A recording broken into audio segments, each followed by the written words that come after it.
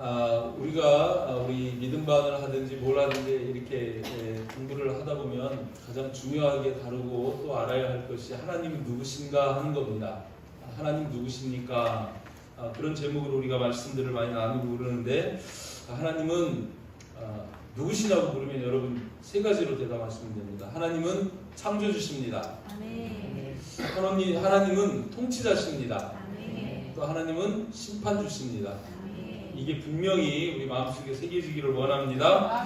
로마서 11장 36절 말씀에 보면 이런 말씀이 있죠. 이는 만물이 주에게서 나오고, 주님이 창조주시라는 거죠. 주로 말미암고 주님이 모든 것을 통치하신다는 말씀입니다. 그리고 주에게로 돌아갑니다. 주에게 돌아가서 결산합니다. 주님으로부터 심판을 받게 되어져 있습니다. 그렇게 여기에서도 하나님이 창조주시고 통치자시고 심판주시다라는 사실을 말씀합니다. 저와 여러분들도 하나님 앞에 돌아가야 합니다. 이 하나님은 그냥 우리 애가 아니고 나의 창조주, 또 나를 통치하시는 분, 내게 섭리하시는 분, 그리고 나를 심판하실 분이라고 이렇게 우리가 마음에 새길 수 있기를 바랍니다. 그런데 이 하나님은 하나님의 속성이라고 하는 두 가지 성품을 갖고 계시죠.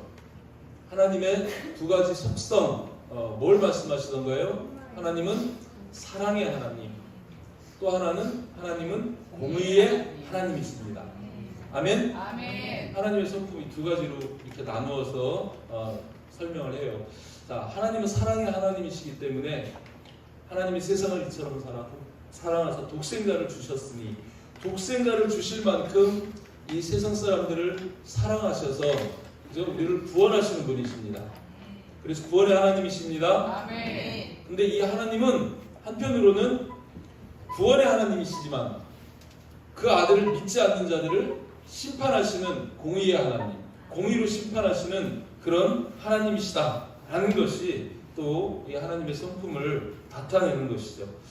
자, 여러분 다시 한번 생각해 보시길 바랍니다. 하나님이 우리를 구원을 하시든 심판을 하시든, 구원하시고 심판하시는 조건이 있어요. 그 조건이 뭘까요? 믿음의 유무입니다. 믿음이 있으면 구원입니다. 믿음이 없으면 심판입니다. 맞는 말이죠? 이거 확실한 거, 이건 뭐 기본적인 그런 교리를 지금 다시 한번 저와 여러분들에게 이제 한번 새겨보는 거예요. 자, 이 하나님의 구원과 심판이라는 범주 안에서 벗어날 인간이 있을까요? 없어요. 우리는 구원을 받든지 아니면 심판받고 멸망을 당하든지 둘 중에 하나입니다. 그게 예외는 없습니다. 그래서 히브리서 9장 27절에서 그런 말씀하시죠. 모든 사람에게 하시는 말씀이에요. 한 번 죽는 것은 사람에게 정해진 것이요, 그 후에는 심판이 있으리니 라고 이렇게 말씀합니다. 한 번 죽는 것, 여러분이 지금 일생을 살아가고 있는데 언젠가는 죽어요.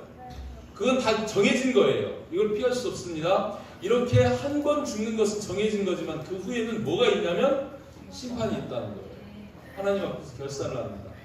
내가 너에게 준 시간과 생명, 은사, 달란트를 가지고 어떻게 세상을 살았는지 그것도 심판하시지만 내가 믿었는지 안 믿었는지 이거를 가지고 하나님 우리를 가를 거예요. 그렇게 되겠죠? 그래서 지금 저와 여러분들이 죽기 전 살아있는 지금 이 시간이 어떤 시간이냐면 구원받을 수 있는 구원의 시간, 구원의 기회의 시간인 줄 믿으시길 바랍니다. 아멘. 살아있는 동안에 믿으시길 바랍니다. 아멘. 죽은 다음에는 방법이 없어요. 아멘. 아멘? 아멘. 오직 심판만 있어요. 죽기 전에 여러분이 꼭 믿으셔야 합니다. 고린도후서 6장 2절에서 그래서 이런 말씀하시죠. 이르시되 내가 은혜 베풀 때에 너에게 듣고 구원의 날에 너를 도왔다 하셨으니, 그 다음 말씀이 중요해요. 자, 한번 같이 읽어봅니다. 시작. 보라, 지금은 은혜 받을 만한 때요. 보라, 지금은 구원의 날이로다. 지금은 이라고 이렇게 말씀해요.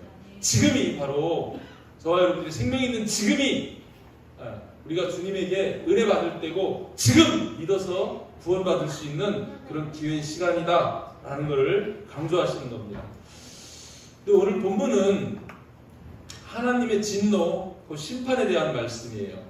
18절 말씀을 보면 하나님의 진노가, 마지막 말씀 보면 나타나나니, 하나님의 진노가 하늘로부터 나타난다는 거예요.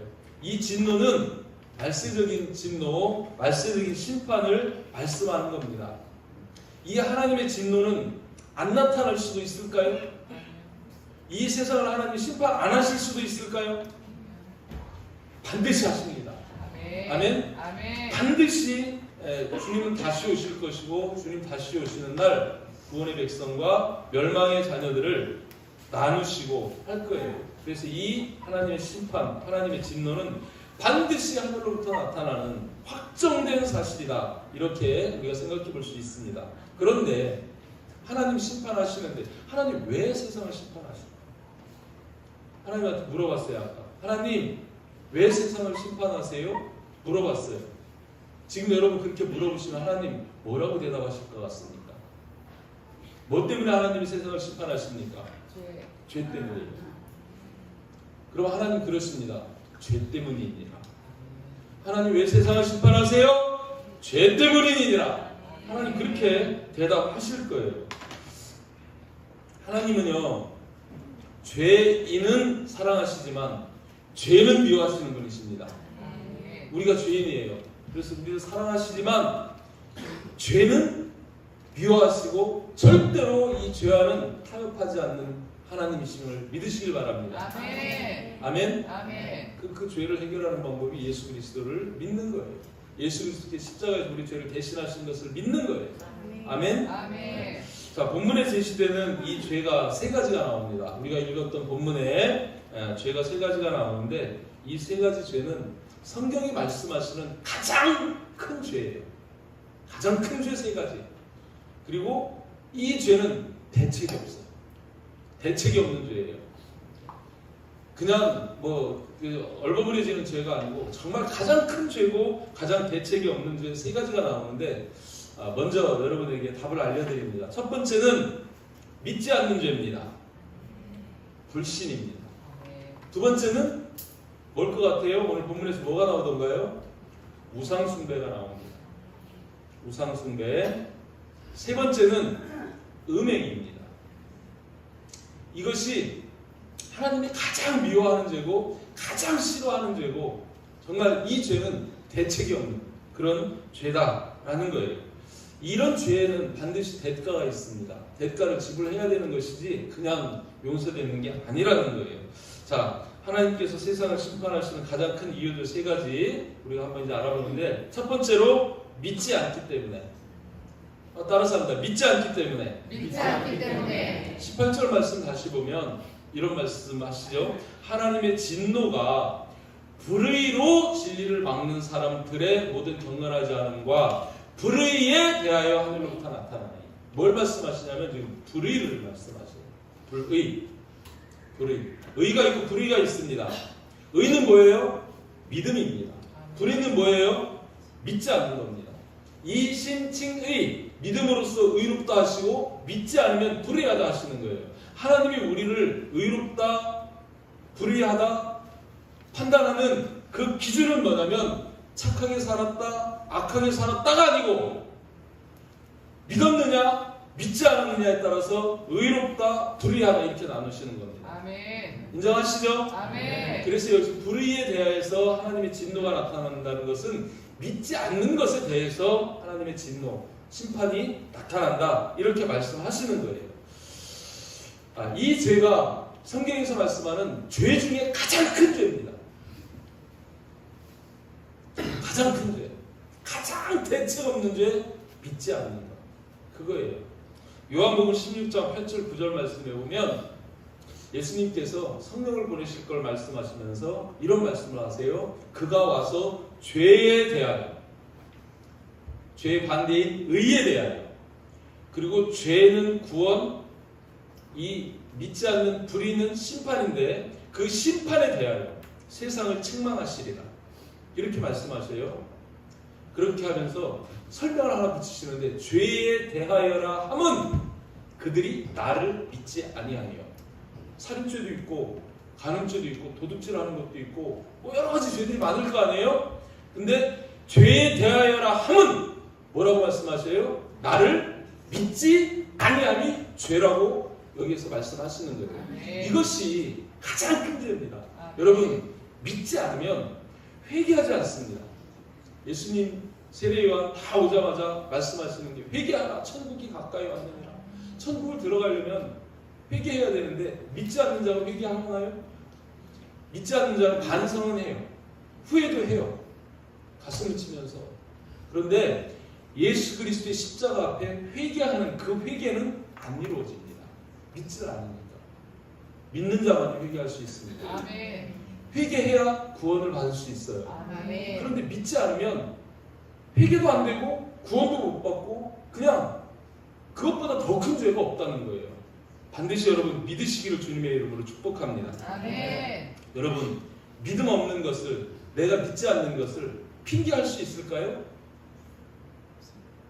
나는 전도 못 받았어.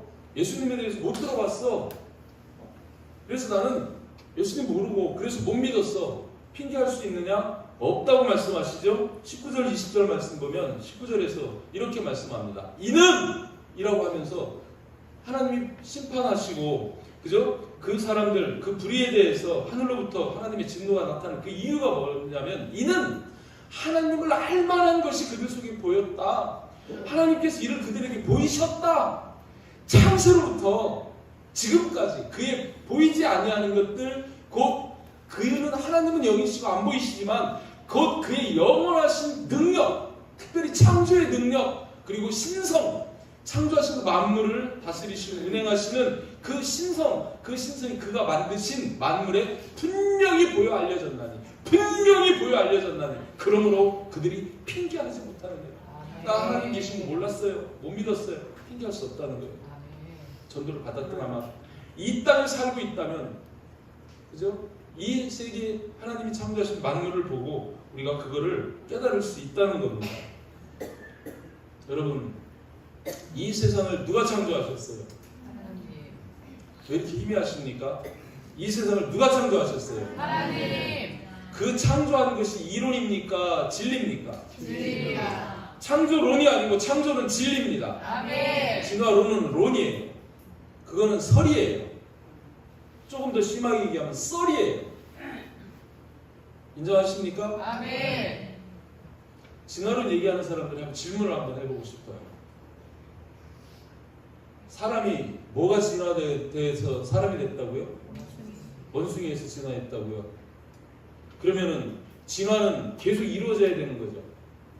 그럼 지금 원숭이 100%, 사람 100% 이렇게 있는데 원숭이 90%, 한 사람 10%, 원숭이 80%, 사람이 20%, 원숭이 70%, 사람이 30%. 점점 원숭이가 사람에게 가까워지는 중간 개체가 있어요, 없어요? 없어요.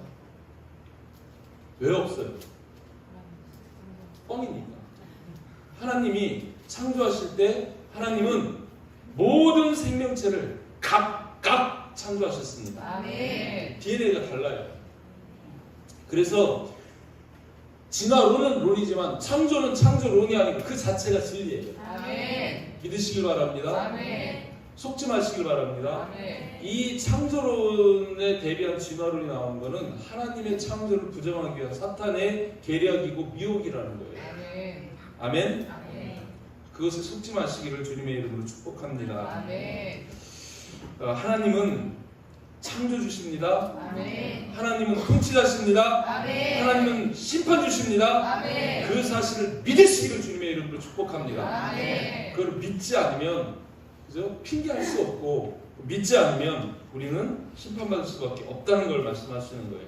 자, 두 번째는 왜 하나님 심판하시냐면 이것 때문입니다. 자, 시작. 우상숭배 때문에. 아멘. 아멘. 사람들이 하나님을 믿지 않으면 그 다음 단계가 뭔 줄 아세요? 그 다음에 뭐 하는 줄 아세요? 우상숭배예요. 왜 그럴까요? 하나님이 우리를 영물로 창조하셨어요. 우리에게 영을 주셨어요. 그래서 우리는 생명으로 창조된 자고 우리가 뭐 인정을 하든 안 하든 우리 영적 존재입니다. 아멘. 우리는 영이 있어요. 아멘. 이 영은 반드시 그 하나님을 찾게 돼 있어요. 근데 그 하나님을 못 만나면 하나님 대신해 가지고 우상을 만들어내요. 온 세계 어떤 지역에 가도 모든 사람들이 신을 만들어서 섬깁니다. 하나님을 섬기든지 아니면 어떤 존재라도 우상을 만들어서 섬길 수밖에 없는 것은 우리에게 영이 있기 때문에 그래요. 아멘. 그래서 그 영이 그 신으로부터 위로받고 신으로부터 은혜 받기 위해서 그런 우상을 만든다는 거예요. 간혹 불신 나는 무신론자야 이렇게 얘기하는 사람이 있어요. 과연 무신론자일까요? 그 사람들도 놀랄 일이 생기면 하나님 찾더라고. 그리고 설사 아니더라도 그죠? 자기 자신이라도 믿는 거예요. 자기 자신이 우상이 돼 있기라고 한 거예요. 결단코 모든 사람들은 그렇습니다. 하나님을 믿지 않으면 반드시 우상을 만들어서라도 섬기게 되는 거예요. 자, 오늘 21절 말씀 보면 21절 말씀에는 이런 말씀을 하셔요. 하나님을 알되 하나님을 영화롭게도 아니하며 감사하지도 아니하고 오히려 그 생각이 허망하여지며 미련한 마음이 어두워졌다고 이렇게 말씀합니다.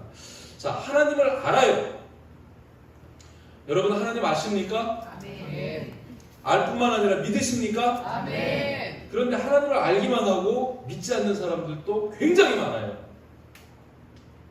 뭐가 증명할까요? 하나님을 아는 것과 믿는 것에서 무슨 차이가 있어요? 하나님의 말씀에 순종하는 사람은 믿는 사람이에요. 근데 하나님의 말씀을 알기만 하는 사람은 순종 안 해요. 알긴 알아요. 그런데 믿지는 않아요. 믿지는 않으니까 순종도 안 돼요. 여러분 잘 생각해 보시기 바랍니다. 여러분은 하나님 아십니까? 믿으십니까? 믿습니다. 마르다 마리아처럼 내가 안다고 할 때 아는 걸 아니고 믿느냐를 주님이 물어보셔요. 믿는다고 그럴 때 역사가 일어납니다. 아는 것으로는 역사가 안 일어납니다. 아멘. 믿어야 역사가 일어나는 거예요. 아멘. 아멘. 믿으시기를 주님의 이름으로 축복합니다. 아멘. 근데 여기에서 하나님을 알되 하나님을 영화롭게도 아니하며 이게 알기만 하는 사람들의 특징이죠. 하나님을 영화롭게 하는 것은 우리 인생의 제1 목적입니다. 아멘. 고린도전서 10장 31절 말씀 보면 거기에서 이런 말씀 하죠. 그런즉 너희가 먹든지 마시든지 무엇을 하든지 다 하나님의 영광을 위하여 하라. 우리 삶의 어떤 삶을 살아가든지 그것이 다 뭐를 위해서 해야 되는 것이냐면 하나님의 영광을 위해서 하라고 그렇게 말씀합니다. 이 하나님을 영화롭게 하는 방법이 뭘까요? 하나님 앞에 감사드리는 거예요. 아멘? 아멘. 그래서 여기에서 21절에서 하나님을 영화롭게도 아니하며 감사하지도 아니하고 라고 이렇게 얘기해요. 감사하지 않는 것은 내가 몰라서 무지해서 감사하지 않는 게 아니라 사실은 내 마음이 완악해서 그래요. 완악해서 하나님 앞에 감사하지 않는 거예요. 하나님을 영화롭게 하고 하나님께 영광 돌리는 방법이 감사라는 거예요. 아멘? 아멘. 감사는 이렇게 두 가지로 나눌 수 있어요. 그죠? 여러분이 정말 마음 중심으로 하나님을 높여드리는 대표적으로 찬양이죠? 아멘. 하나님은 찬양을 받으십니다. 아멘. 또 하나님 앞에 하나님이 우리에게 공급하신 은혜를 감사하면서 예물을 드리는 거예요. 11조를 드리고 예물을 드리는 게 우리가 하나님 앞에 감사를 표현하는 거죠. 그죠? 11조를 드리고 주일원분을 드리고 선경원분을 드리고 이 모든 것을 통틀어서 생각해보면 하나님께 감사하기 때문에 드리는 거예요. 아멘. 아멘? 아멘. 이런 표현이 있는 자와 없는 자가 있다고 이렇게 봅니다. 이런 감사가 있을 때 하나님은 영광을 받으시고 그런 영광을 받으시면서 감사하는 자를 구원하십니다. 아멘. 아멘? 아멘.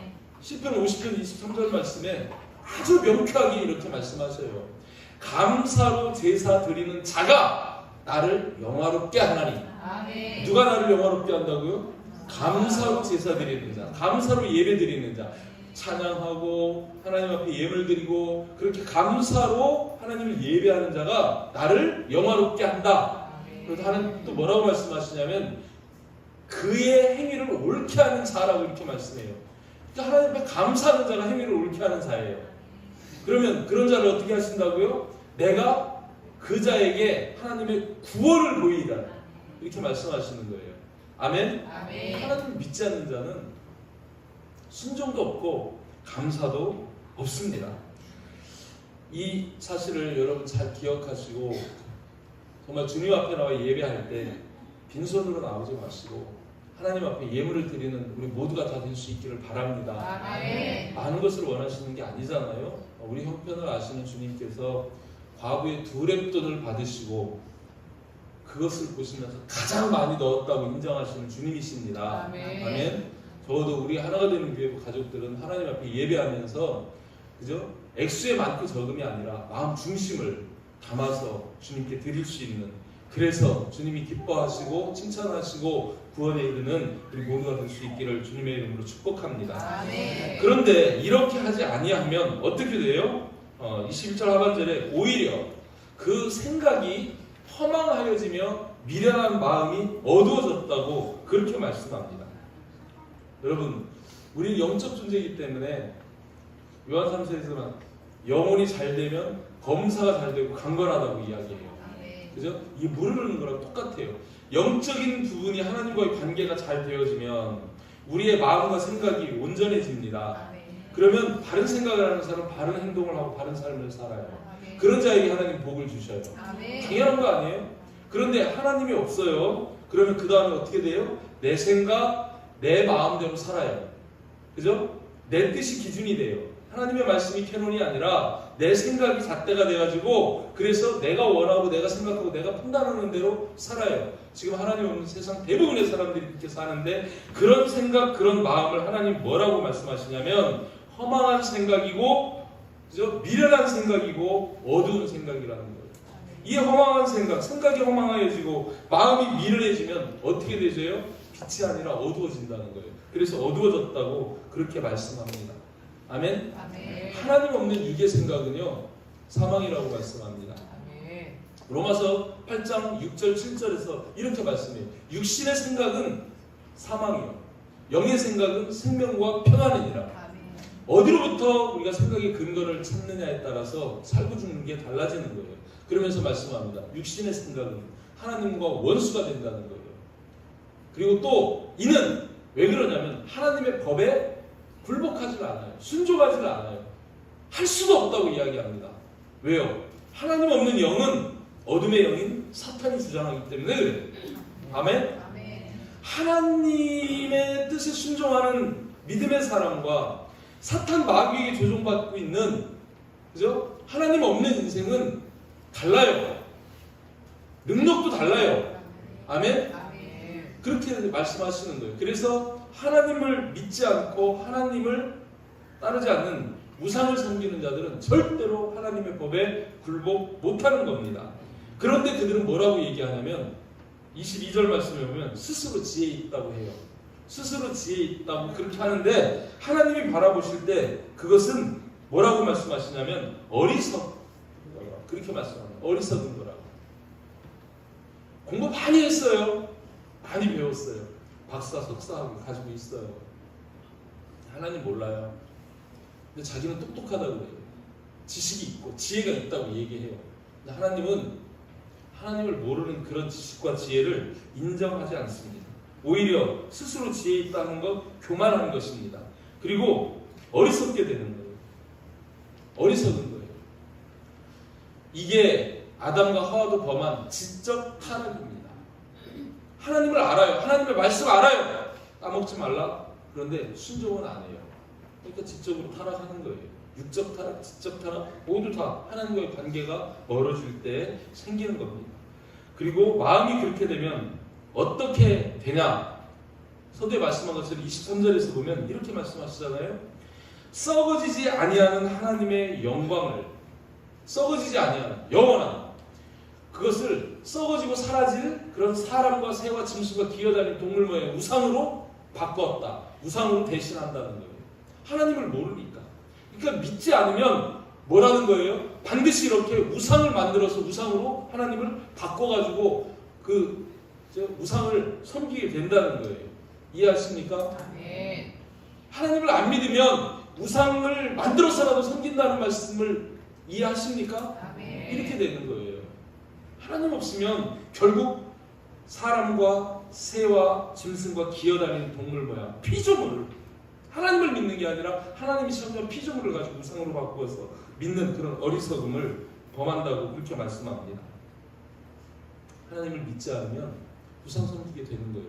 잘 믿으시기를 주님의 이름으로 축복합니다. 아멘. 하나님을 믿는 것, 하나님이 우리를 출애굽시켜서 출애굽한 이스라엘 백성들에게 가장 첫 번째로 주시는 말씀이 십계명이에요. 십계명에서 가장 첫 번째 주시는 계명이 뭐예요? 2계명을 보면 2계명이에요. 출애굽기 20장 3절에서부터 5절 말씀 볼 때 너는 나 외에 다른 신들을 내게 두지 말라. 다른 신이 있지도 않지만 다른 신 만들어서 너한테 두지 마라. 너를 위하여 새긴 우상 만들지 마라.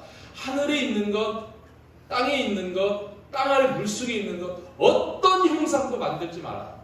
이렇게 말씀하시는 거예요. 하나님이 유일하신 하나님이십니다. 아멘. 그러면서 5절에서는 또 이렇게 말씀하시죠. 5절 말씀 있나요? 5절 말씀에 보면 그것들에게 절하지 말며 그것들을 섬기지 마라. 그렇게 하면 하나님 질투하는 하나님이기 때문에 그렇게 우상 숭배하는 자, 나를 미워하는 자고 그의 죄를 갚으신다고. 우상 숭배의 죄를 갚는데 어떻게 한대요? 아버지로부터 아들에게까지 3, 4대에 이르게 한다는 거예요. 성경에 이런 말씀 어디 있어요? 아니 아버지가 죄를 졌는데 아들이 그 벌을 받아요? 그것도 3, 4대? 그렇게 하시는 벌은 우상 숭배밖에 없습니다. 우상 숭배하면 그래서 집안이 쑥대밭이 되는 거예요. 우상 숭배 해보셨나요? 무섭습니다. 시간이 없으니까 여러분 이렇게 우상 숭배하는 것도 하나님 앞에 엄청나게 큰 죄고 대책이 없는 죄예요. 아멘? 아멘. 세 번째는 하나님 왜 심판하시냐면 이것 때문에 그래요. 자, 한번 읽어봅니다. 시작. 성적 타락 때문에. 하나님을 믿지 않아요. 그러면 우상을 섬깁니다. 우상을 섬기면 그 다음에 이어지는 게 뭐냐면 음행이라는 거예요. 연결고리가 잘 이해가 안 되실지 모르겠는데 그렇습니다. 왜요? 우상 숭배하면 하나님이 내 자식 아니잖아요. 하나님을 아버지로 불러야 내 자식인데 그럼 하나님이 잘못하면 매질도 하셔요. 그래서 고치시고 바꾸시고 하나님이 인도하시면서 그렇게 하셔요. 근데 내 자식 아니에요. 아니, 집사님 다른 자식한테 공부해라 이놈아, 담배 피지 마라, 제발 술 처먹고 헤매지 마라 막 이렇게 막 얘기할 수 있어요? 얘기해요? 왜 안 해요? 내 자식 아니니까 얘기 안 해요. 그런 것처럼 하나님도 마찬가지입니다. 하나님도 하나님 믿지 않는 자식을 긍휼히 언제든지 문을 열어놓고 믿고 돌아오기를 바라시지만 하나님은 로봇으로 강제해서 데려오시지는 않아요. 그죠? 하나님의 말씀 전도함을 복음을 듣고 오기를 원하시기는 하시지만 그죠? 강제로 그렇게 하세요. 강제로 하실 것 같으면 처음부터 에덴 동산에서 선악과 따먹으려고 그럴 때 안 돼! 못 따먹게 하셨을 거 아니에요? 근데 그렇게 하시지 않아요. 하나님은 우리가 스스로 하나님을 높이시기를 원하십니다. 아멘. 아멘. 그래서 하나님께서 내버려 두시는 거예요. 그게 오늘 본문에 나오는 말씀입니다. 24절 말씀 보면 이렇게 말해요. 그러므로 하나님께서 그들을 마음의 정욕대로 더러움에 내버려 두었어요. 내버려 두면 어떻게 되십니까? 그들의 몸을 서로 욕되게 하게 됩니다. 잘못된 정욕으로 서로 욕되게 된다는 하게 하는 일이 생긴다. 하나님이 그렇게 하게 하시는 게 아니고 내버려 둠으로 말하면 그렇게 저절로 되게 되는 거예요. 아멘. 아멘. 아멘. 25절에서 그럽니다. 이는 그들이 하나님의 진리를 거짓 것으로 바꾸어 피조물을 조물주보다 더 경배하고 섬기기 때문에, 그러니까 우상 숭배하기 때문에 이렇게 그죠? 음행에 빠지게 된다는 거예요. 여러분 인정하시길 바랍니다. 아멘. 하나님을 믿지 않으면 우상 숭배하고 우상 숭배하는 자들은 반드시 음행하게 되어져 있다는 거예요. 아멘. 아멘. 25절 말씀 보면 25절 말씀에 이는 그들이 하나님의 진리를 거짓 것으로 바꾸어. 여러분 하나님의 진리가 뭡니까? 하나님은요 우리 사람을 창조하실 때 아담과 하와를 창조하셨어요. 일부 1초로 창조하셨어요. 이게 하나님의 진리입니다. 아멘. 아멘. 그들로 가정을 이루셨어요. 그 가정이 생육하고 번성해서 사회를 이루고 국가를 이루고 인류를 이루어가게 하셨어요. 이게 진리예요. 그런데 일부 다처제 하나님이 기뻐하시나요? 아니요. 이건 성경에서 아브라함도 일부 다처를 하다가 거기에서 문제가 생기고 싸움이 나고 분열이 생기고 지금 그래서 저 중동의 이스라엘과 저 막 이란 저런 저기들 그죠? 이 지금 제 이삭의 아들들하고 이스마엘의 자녀들이 지금 막 전쟁을 하고 있는 거예요 지금. 하나님의 진리는 일부일처입니다. 아멘. 아멘. 이거를 여러분 지켜야 돼요. 다른 남자에게, 다른 여자에게 아니에요. 하나님은 그러신 적도 없고 그걸 원하시지도 않아요. 아멘. 순결을 지켜야 됩니다. 아멘. 가정을 그렇게 지켜야 됩니다. 아멘. 아멘. 아멘. 남자와 여자가 만나서 정말 한 가정을 이루고 거기에서 생육 번성이 일어나는 거 하나님 창세기 1장 28절에서 우리에게 축복한 최초의 축복이 그 복 아닙니까? 아멘. 생육하고 번성하여 땅에 충만하라. 아멘.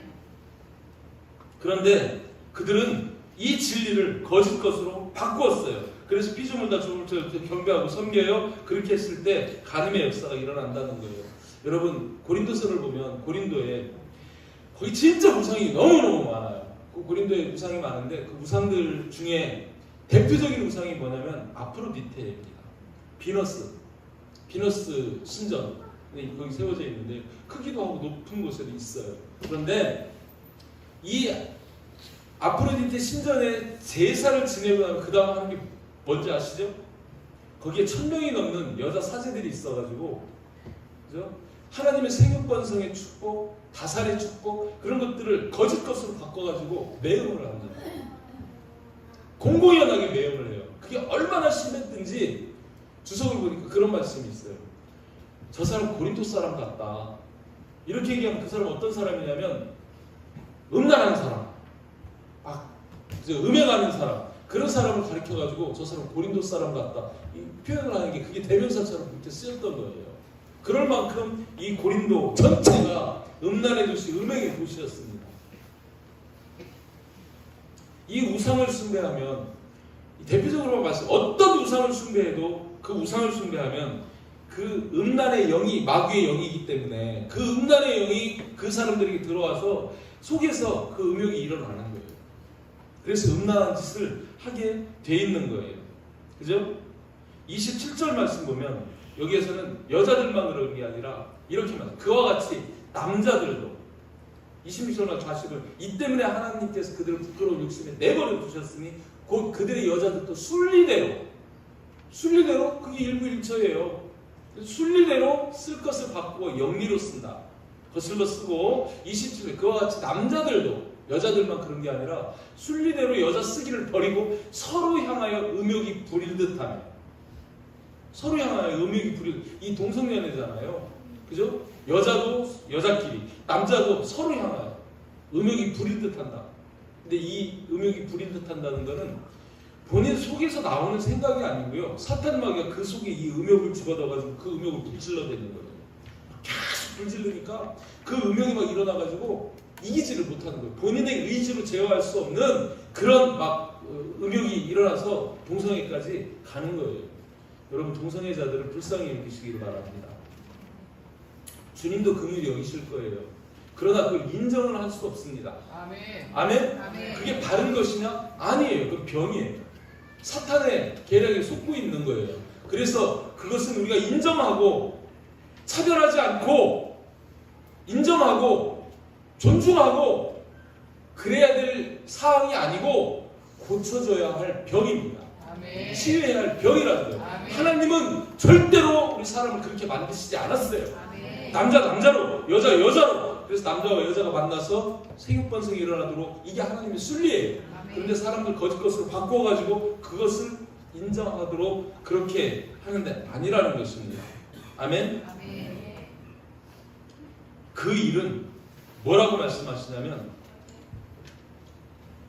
여자들이 순리대로 쓰기 전에 그들을 부끄러운 욕심에 내버려 두셨다고 말씀하고 또 남자들에 대해서도 부끄러운 일을 행하여 라고 이렇게 부끄러운 일이라고 말씀하십니다. 그죠? 그런데 그것에 대해서 하나님께서는 그들의 그릇 때문에 상당한 보응을 그들 자신이 받았다고 이렇게 말씀해 이미 과거에 받았다는 거예요. 모델이 있다는 거죠. 그죠? 여러분 소돔이 그러지 않았습니까? 소돔이 그 유황불로 심판받는, 하늘로부터 쏟아지는 것이 유황불로 심판받은 이유가 뭐예요? 어디까지 가면 그런 일이 생겨요? 이 음행이 지나쳐서 동성애까지 가면 하나님은 그 꼴을 못 보십니다. 이거는요, 하나님의 창조 질서를 위배하는 거예요. 하나님을 인정하지 않는 거예요. 그래서 어제 우리 아들이 묻던데, 밥 먹으러 가면서 죄에 대한 이야기를 하다가 제가 그랬어요. 이 음행죄가 클까요? 살인죄가 클까요? 여러분 한번 생각해 보세요. 내가 사람을 죽인 죄하고 음행하는 죄하고 어떤 죄가 더 클까요? 세상 기준은 살인죄가 더 커요. 근데 하나님의 입장에서는 음행죄가 더 큽니다. 지금 말씀드렸죠? 불신죄, 우상숭배하는 죄, 음행하는 죄, 이거 가장 큰 죄고 가장 대책 없는 죄다. 왜 그래요? 하나님과 직결되어 있는, 하나님의 창조와 하나님의 창조 질서, 하나님의 존재 자체를 거부하는 것이, 믿지 않고 하나님 대신 우상 숭배하고 하나님의 그 순리대로 하나님이 창조하신 창조 질서를 무너뜨리는 음행이에요. 아멘. 아멘. 너무 무서운 죄입니다. 근데 소돔이 어땠어요? 창세기서 19장 4절 5절 말씀 보면 잘 보세요. 그들이 눕기 전에 그 성에 막 너무 엉망진창, 하나님이 이제 상황을 보러 천사를 보내죠. 천사가 소돔성에 갔어요. 롯이 영접합니다. 롯이 우리 집에 들어와서 일단 드시고 좀 쉬시고 그리고 밤일을 하시죠. 그래서 이제 그 집에 들어가 대접받고 눕기 전에 그 성 사람, 곧 소돔 백성들입니다. 소돔 백성들이 그 다음 단어 보세요.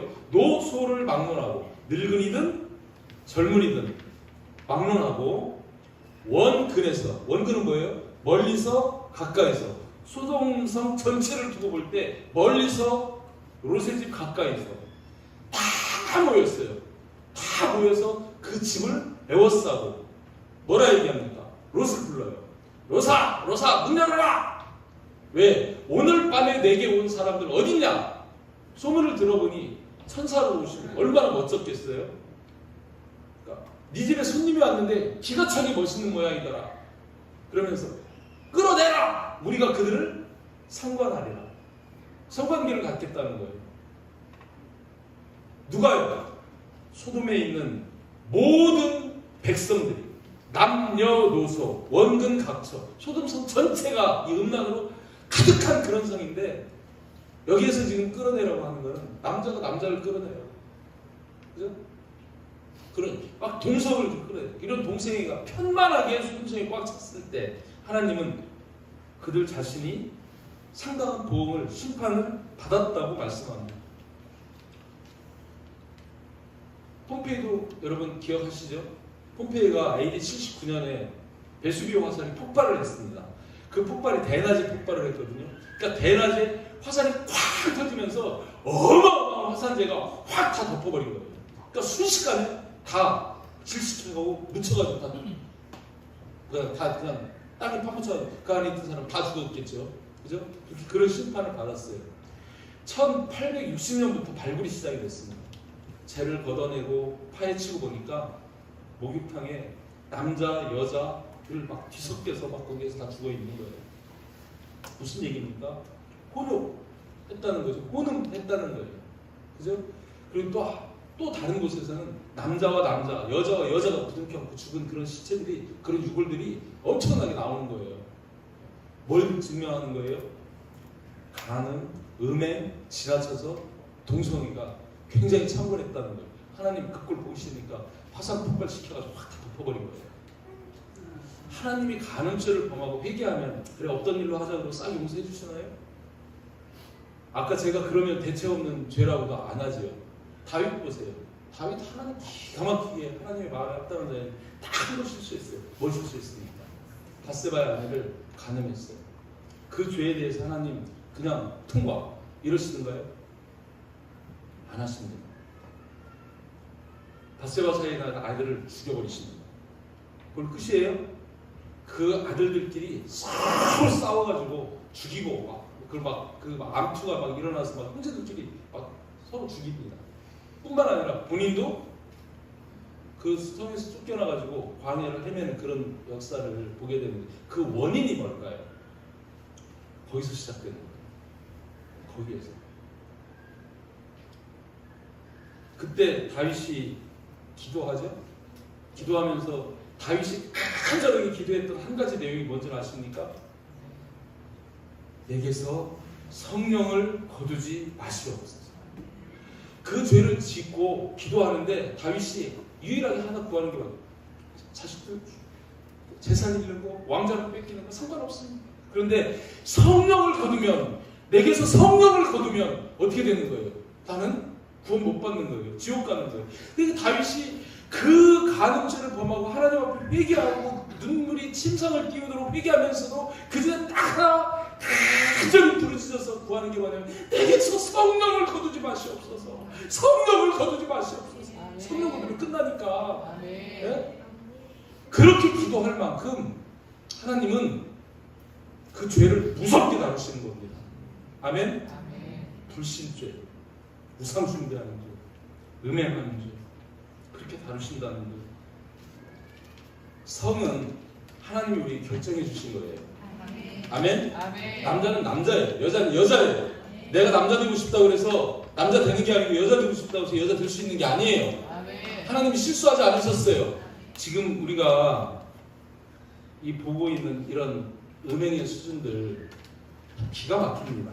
이 성정체성 이런 게 그래 또 여기 남자로 살다가요. 생각해보니까 내가 그냥 저기 여자로 사는 게 좋을 것 같아. 그럼 또 가가지고서 나 여자로 살래요. 그러면은 또 여자로 바꿔줘요.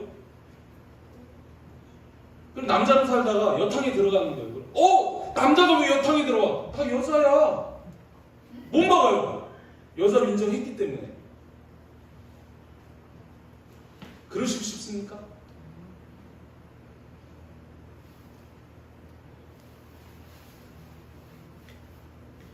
화장실 같이 써야 돼요. 남자죠. 그리고 그 일이 차별금지법이 통과가 되면 어떻게 되죠?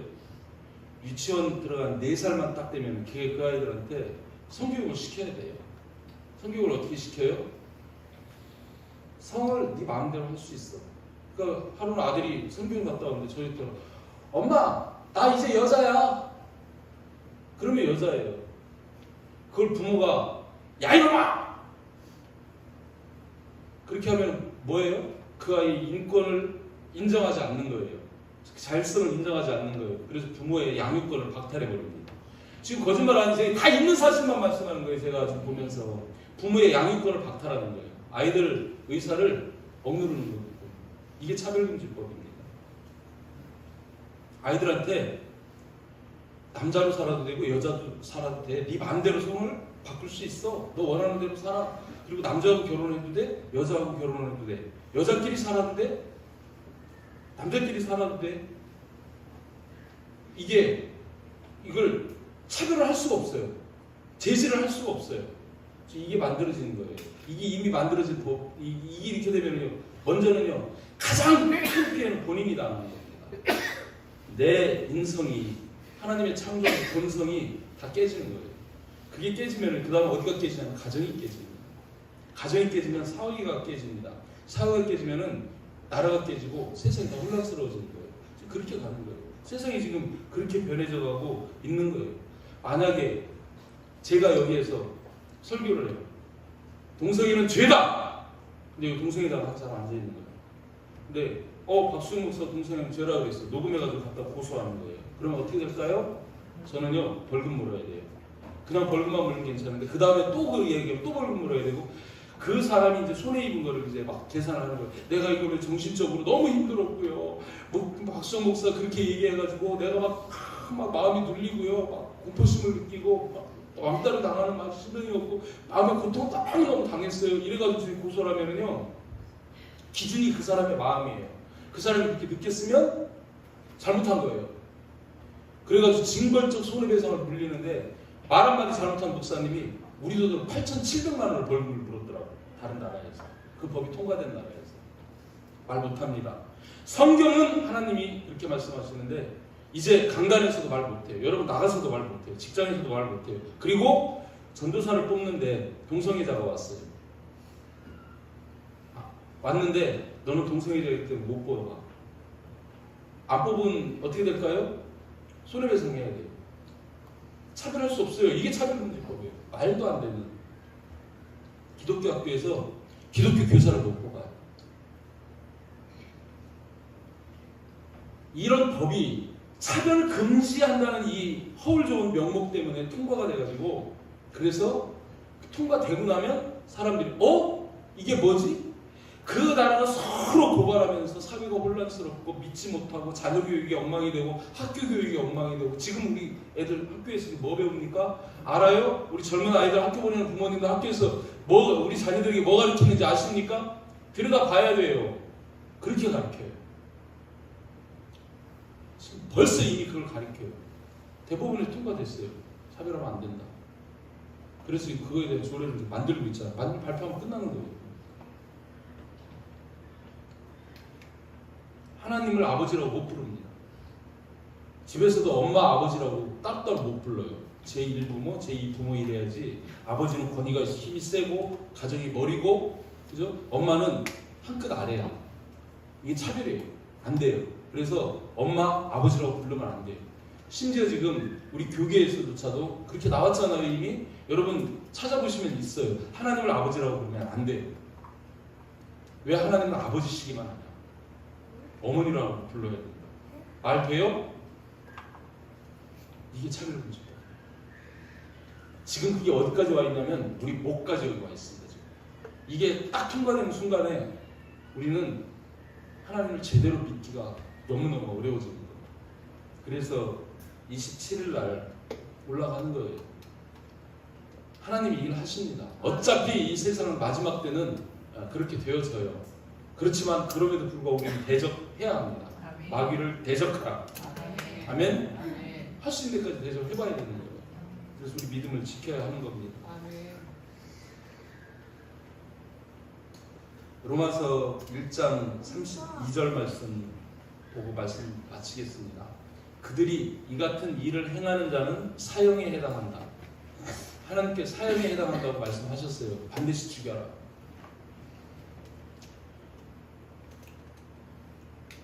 아까 레위기서 말씀 보여드렸나요? 누구 입안이겠네, 헷갈리네. 짐승하고. 이게 레위기서 말씀이 이거거든요. 20장 15절 16절. 이 동성애에서 지나가면 이렇게 돼요. 남자가 짐승과 교합하면 반드시 죽이고. 이 율법이에요. 여자와 짐승이 가까이 교합하면 너는 여자와 짐승을 죽이되 그들을 반드시 죽이지.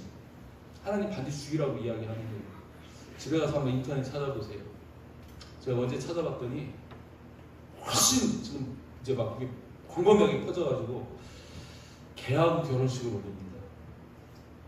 중국에서도 인도에서 난리 나서 고양이하고 결혼식을 개한테 딱 턱시도를 입혀요. 딱 입히고 드레스를 딱 입혀요. 그러고서 결혼식을 합니다. 여기까지 와 있어요. 지금. 하나님이 이거 다 아시는 거예요. 미리 말씀하셨어요. 죽이라고.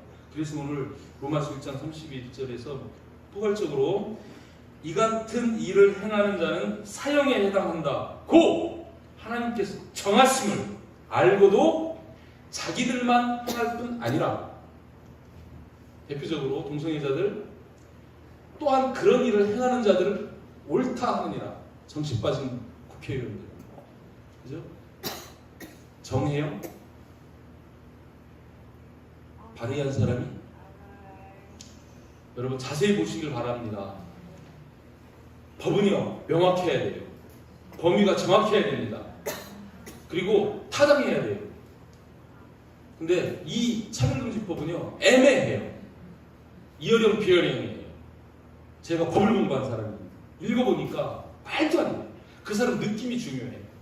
그 사람들 느낌에 조금만 거슬리면 고발할 수 있고 우리는 당해야 되는데 그 소수를 위해서 다수가 역차별당하는 그런 법이 이 법입니다. 아멘. 공부들 좀 하시길 바랍니다. 청년들 반드시 찾아보시길 바랍니다.